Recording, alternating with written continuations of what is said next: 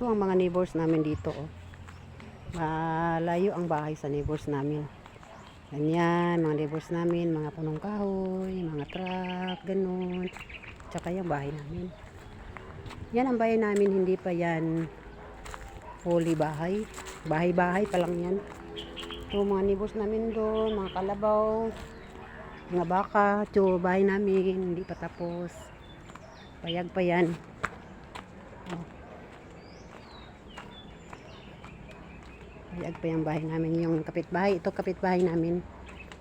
Wala mga tao dito kasi nagtatrabaho, nagbiyahe. Yun. Yan, yung project nila itulay. Ito si Jongkol. Hi Jongkol.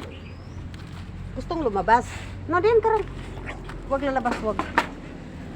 Wag labas Jongkolet sa kasi. Joki the husky child.